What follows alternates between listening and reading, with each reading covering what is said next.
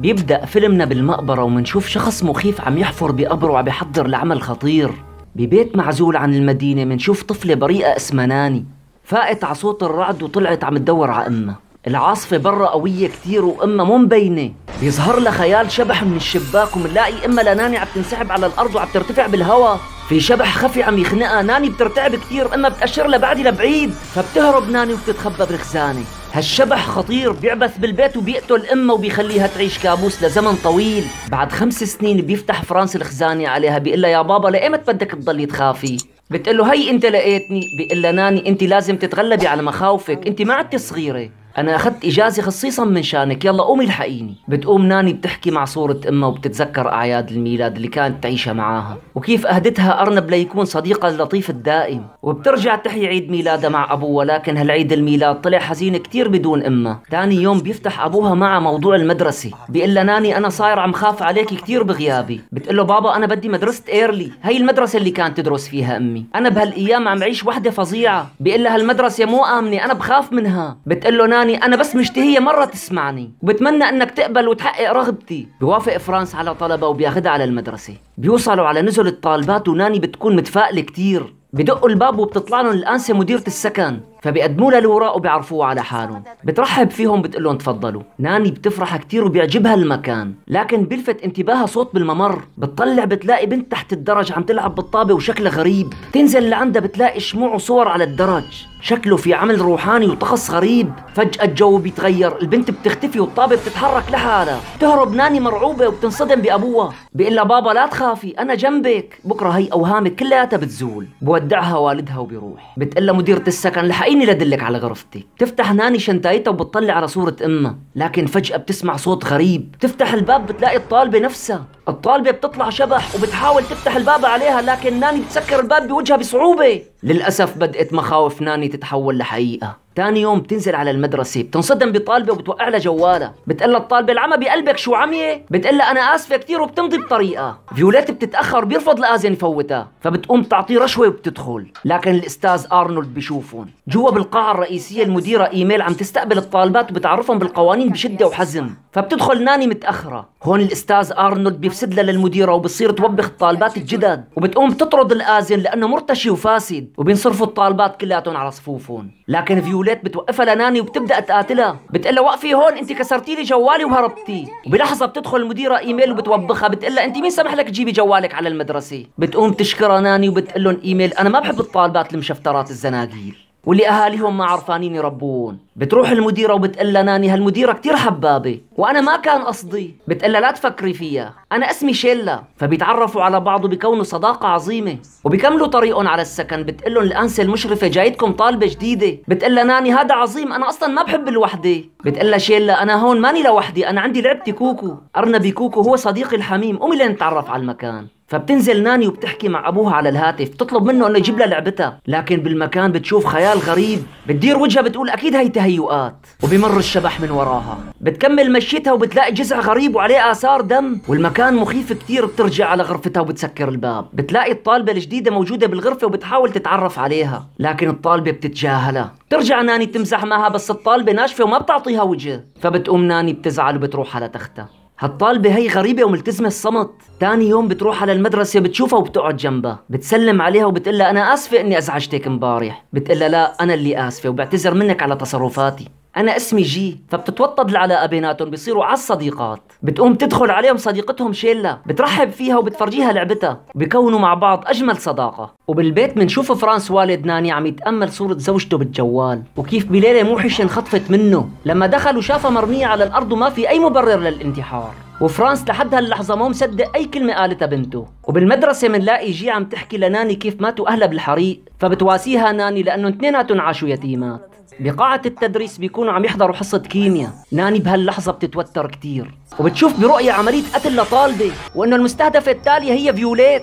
فبتفقد صوابها وبتصرخ بنص الدرس. بيقول الاستاذ قومي روحي على العياده. وبتدخلها شيلا لعند الانسه ويندا، بيسالوه عن الشيء الغريب اللي صاير معها. فيوليت ورا الباب بتحاول تتجسس عليهم لكن ما بتفهم اي شيء. بعد المدرسه وهن بالباحه بتتهجم عليها فيوليت وبتقلها اذا كنتي ناويه تلفتي للاستاذ فبلاها الحركات معي. فبتمضي ناني وبتسبها فيوليت مسبه كبيره. وبسكن الطالبات بنشوف الباب عم ينفتح لحاله، وبيبدا الشيطان الاسود يسحب الحرام من فوقها لهيلدا، بيشحطها بين الممرات وبيشنقها على الدرج وبتلفظ هيلدا انفاسها الاخيره. هالشيطان الاسود ناوي يحصد الطالبات حصد. وبتصحى ناني من نومها مرعوبه وبتقوم مستعجله تنقذ هيلدا، لكن بالمدرسه ما بيلحقوا، الشيطان كان اسرع منه. الطالبات بيفقدوا صوابهم والاستاذ ارنولد شكله مو طبيعي. المديره هون بتتوتر وتصرف الطالبات على صفوفهم. شيلا بتقلها انا مو مصدقه وبتقلها ولا انا. وبدرس الجغرافيا ناني بتشعر بروح هيلدا حواليها. هيلدا تحولت لشبح وقربت من ناني كثير، فبتوقف بنص الدرس وبتقول للانسه انا مضطره انزل على الحمام. فبتسمح لها الانسه وبتنزل، وهي واقفه قدام المرايه بتشوف طيفها لهيلدا موجود بالمرايه وبالواقع ما له اي اثر. وبتقرب هيلدا عليها لدرجه كادت تفقد صوابها، فبتصحيها شيلا وبتاخذها لبرا. وبترجع ناني على السكن واعصابها بالارض. الدرج فاضي ومخيف كثير. تطلع على الدرج وبتكون هيلدا عم تستناها، تظهر لها من وراها وبتلاحقها من كل مكان. فبتهرب ناني بسرعه وبتستنجد بجي، والغريب انه جي كمان عم تقدر تشوفهم. بتقلها يا ناني لا تخافي، هدول عم يحاولوا يخبروكي بشي. فبتهدى ناني شوي وبتقوي قلبها وبتطلع تدور على هيلدا، بدها تقابلها وتعرف شو صاير. بتسكر الباب على ناني وبتطلع لها هيلدا وجها لوجه. بتفرجيها هيلدا احداث مؤلمه وكيف ماتت امها. القاتل نفسه هو اللي عم يقتل الكل. بتصحيها جي وبتقلها ناني انا شفته للشيطان، الشيطان موجود بالخزانه. فبتطلع لبرا وبتروح على المدرسه. بتقلها يا شيلا بدي اقول لك على كلام خطير، انا عم بتنبأ بكل شيء، وبصغري شفت الموت عجبينه لامي، انا بعرف الموت قبل ما يحصل. فيوليت بتمر من جنبها وبتراقى لنفس الخطر. بتقلها يا شيلا الهدف التالي هو فيوليت، وما بظن انها رح تصدقني. بتقلها شيلا طولي بالك انا رح اجيب لك اياها. بيقولوا لها لكن بتستهزئ فيهم وبتاخذ كلامهم كله مسخره. بتقلها ناني ومع ذلك ما لازم نخليها تموت. وبعياده المدرسه بتكون فيوليت لحالها، بتطفي الضوء وبيطلع للشيطان. بتسكر الباب لكن بيلحقها وبيرميها على الارض، بيعنفها كثير وبيسحبها بين الممرات، بياخذها على المستودع وبيدفع عليها الخزانه وبيكسر العظامه تكسير. شيلا بتنصدم لما بتشوفها والاسعاف بتجي بتاخذ الجثه. هون الطالبات يصابوا برعب شديد، ومنشوف ايد امتدت من وراها ومسكت ايدها لناني. الطيف هالمره بيكون لفيوليت. الاستاذ ارنولد بيقول للمديره القصه كبرت كثير اكثر من اللازم. بتقول له المديره بلغ الطالبات عندهم اجازه اسبوع بكره، انا بهالاسبوع راح اقدر دبر كل شيء. ثاني يوم بيروحوا على بيت الانسه ايميل وبترحب فيهم. بيقولوا لها يا انسه بدنا نخبرك بشيء ضروري. بتقول لهم تفضلوا ميت السلامه. وبتشوف ناني على الحيط صوره لبنت متصوره مع ايميل. بتقول لها يا انسه لمين هالصوره؟ بتقول لها هي صوره بنتي انستازيا. بتجاملها ناني وبتقول لها بنتك كثير حلوه. بتقدم لهم ايميل الشاي وبتقول لهم صبوا لحالكم انتم مالكم غريبات. بتقول لها شيلا يا انسه اللي عم بيصير بالمدرسه جرائم ومو انتحار وعندنا ادله على هالشيء. بتقول لهم ايميل انا بدي اياكم تركزوا على دراستكم، انا عم بشتغل على الموضوع وماني مقصره. فبخيب املهم بيقولوا لها يا انسه صار لازم نرجع على البيت. بيقوم بيرجعوا على السكن وبتقول لها يا شيلا اطلعي سبقيني. تسبقها شيلا وعلى الدرج بتراقى لشبح إيلينا. بتقوي قلبها ناني وبتقول لها إيلينا خبريني. فبترمي عليها الطابه وبتقرب من وجهها كثير. بتفرجيها إيلينا الاحداث اللي مرت فيها وكيف قتلها الشيطان بطريقه وحشيه.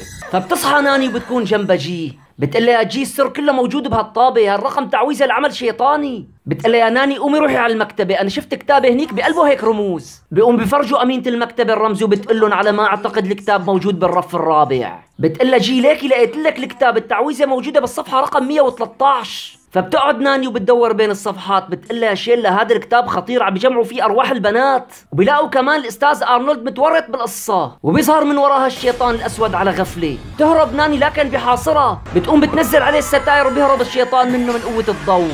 وبيطلعوا لبرات المدرسه وبيقروا اسماء اللي استعاروا الكتب. وللاسف بتطلع شيلا هي المستهدفه التاليه. بتقول لها شيلا ارجوكي لا تتخلي عني. بتقول لها شو انت مجنونه، انا مستحيل اتخلى عنك ولازم نروح نخبر الانسه ايميل. بيقوم بيروحوا لعند المديره على البيت وبيقولوا لها يا انسه الاستاذ ارنولد متورط وعندنا ادله من هالكتاب بيفضح كل شيء. المسكينه شيلا هي المستهدفه الثانيه. بتقول لهم المديره كلامكم هذا لازم يكون عليه دليل منطقي، على كل حال اقعدوا وارتاحوا لبين ما صحلوا للاستاذ وتبين منه. وهن بالغرفه الثانيه بيطلع لناني اطياف الضحايا يبدو عم بيحاولوا يقولوا لها شيء. بتقول لها يا شيلا خليكي انت هون، انا ما رح طول، انت هون بامانه الانسه ايميل. بتقول لها ايميل لا تاكلي هم، اعتبري حالك يا شيلا ببيتك. وبتركض ناني بسرعه وبتقول لها لجي تعالي لفرجيكي هالتعويذه العلاقه بايميل وبنتها انستازيا. بتقول لها جي يا ناني هدي حالك، بتقوم بتدلك لها على كتافها وبتدخل ناني بحلم فيه احداث قديمة. بالماضي كانت جي وصوفيا اما لناني صديقات حميمات وعم يتنافسوا ليحصلوا على منحة دراسية. ومنشوف المعلمة إيميل ساحبة بنتها أنستازيا وبتوبخها بشدة. بتقلها أنستازيا الدراسة هي قدرك ولازم تحصلي على المنحة غصبا عنك. وبيدخلوا عليها البنات وبيساعدوها. وبعد فترة منلاقي أنست الرياضيات عم بتكرم أنستازيا وبتقلن للبنات أنستازيا تفوقت عليكم وسبقت زميلتكم جي. هون بتحصل غيرة بين الطالبات لأنه يبدو أنستازيا رح تسحب المنحة منهم. جي بهالوقت بتخاف على ضياع الفرصة منها وبتحط السم لأنستازيا بالكعكة. لكن صوفيا بتشوفها وبترمي الكعكة بالزبالة. بنرجع بنشوف إيميل عم بتوبخ بنتها أنستازيا. لكن أنستازيا بتصرخ بوجه أمها وبتقلها أنا ما عاد بدي هالدراسة. فبتضرب إيميل كف على وجهها وبتقلها إذا بتخربي لي مخططاتي لا أنت بنتي ولا أنا بعرفك. صوفيا بتزعل عليها كتير وبتقدم لها كعكة بعيد ميلادها. أنستازيا المسكينة بتقلها لصوفيا أنت الوحيدة اللي حاسة فيني، خدي هالورقة وخبيها عندك لا تفتحيها إلا لما بتشوفي إشارة. أنستازيا المسكينة كرهت حياتها كتير من كتر الضغط فشربت السم وصابت فيه الكعكة وبيقتلها السم مباشرة. وبتدخل عليها إيميل لكن فات الأوان. قتلت إيميل بنتها بقراراتها الصارمة. تاني يوم بيندق الباب على صوفيا بتقوم بتخبي رسالة أنستازيا بالكتاب وبتفتح الباب بتلاقي الشرطة جايين يعتقلوها بتهمة قتل أنستازيا. بتقلها يا جي شوف الرسالة اللي بالكتاب لازم تقريها ضروري. فبتقرا جي الرسالة وبيعتريها الندم وبتنتحر حزنا على أنستازيا. ناني بهاللحظة عرفت كل شي صاير وتأكدت إنه جي مجرد طيف وما كانت جي حقيقية أبدا. بتقلها يا ناني أرجوكي تسامحيني قومي ولحقي أنقذي شيلا. وببيت إيميل بتحاول شيلا تهرب لكن بتفاجئها إيميل وبتقلها لوين مفكرة تطلعي؟ مفكرة دخول الحمام مثل طلوعه؟ لازم أعرفك ع بنتي أنستازيا. إيميل المختلة محتفظة ببنتها وهي جثة وبتنصاب شيلا برعب شديد من هالشوفة وبيغمى عليها. وقعت المسكينة بإيدين إيميل وما حدا سمع عليها.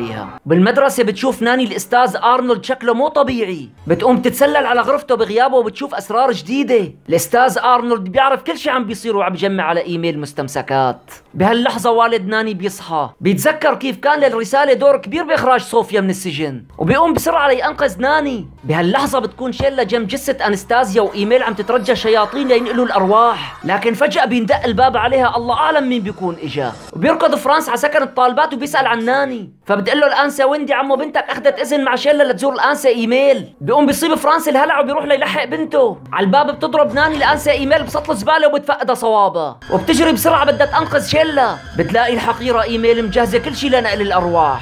بتصحي ناني شيلا بآخر لحظة لكن بينفتح عليهم الباب وبيشوفوا شي خطير. بيمدلهم الشيطان إيده وبيطلع لهم من الخزانة. بيهجم عليهم الشيطان بدون رحمة وبيبدأ يخلص على ناني. بيحاول يشنقها بالهواء مثل ما كان عم يشنق أمها. وشيلا بتحاول تنقذ لكن ما بتقدر وبتأشر لناني على الجرة. فبتحطمها شيلا وبيبدأ الشيطان يتلاشى وتتراجع قواه. لكن الشرير بيرجع وبيهجم عليهم بيسحب شيلا. بتقلها شيلا يا ناني اتركيني واهربي. بتقلها لا هذا مستحيل. وبتنضم لمساعدتهم أطياف الماضي. بتتفاجأ ناني بصوفيا وجي وبيبدأ الشيطان تتقلص قدراته ويتراجع. بينجوا البنات من الموت بأعجوبة وأرواح الطيبين بتختفي وبترجع إلى عالم الموتى بسلام.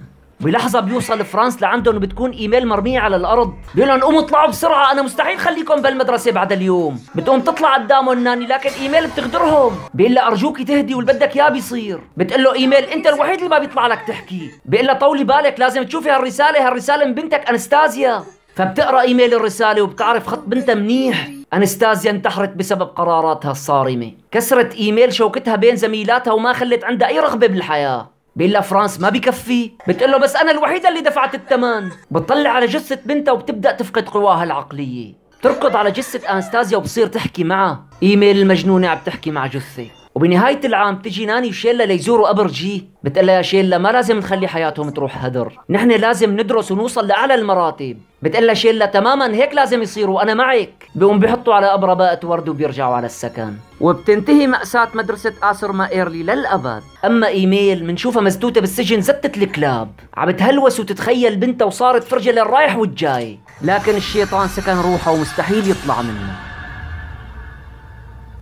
الملخص انتهى وإذا عجبكم النمط اكتبوا لي بالتعليقات. كان معكم أخوكم أبو جلال. سلام.